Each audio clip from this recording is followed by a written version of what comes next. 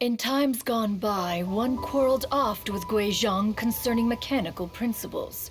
We each had our ideals, and neither would yield. Under the pretext of a social gathering, one invited the impartial Rex Lapis to judge the quality of our creations. But Rex Lapis declared that Guizhong's Obscuro Vulpus mechanism was superior. Though one was too proud to acknowledge it, in one's heart, one knew that Guizhong was indeed the superior talent in the mechanical arts. As for the story between Guizhong and Streetward Rambler, that begins with a certain bell. In Guizhong's opinion, while mechanisms were no substitute for human composers, they were yet capable of producing simple but fine melodies.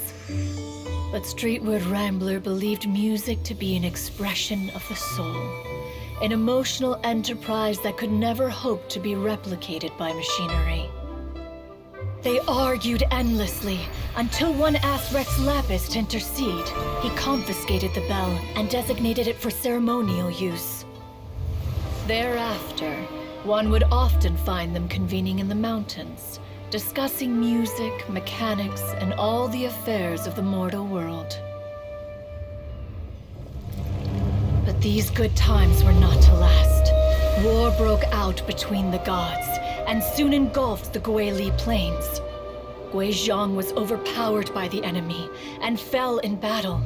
When Streetwood Rambler and I arrived at the scene at long last, all that remained among the ruins was her lifeless body.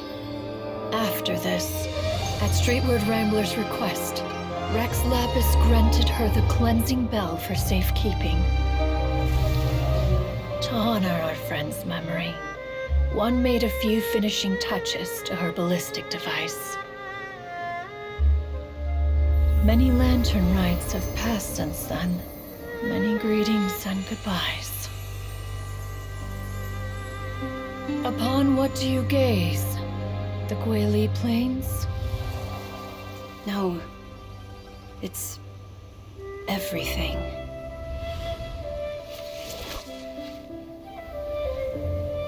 We think of human life as like a lantern that's lit one minute and extinguished the next.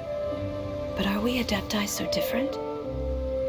Perhaps as dust settles after a storm, we too must one day return to the world below.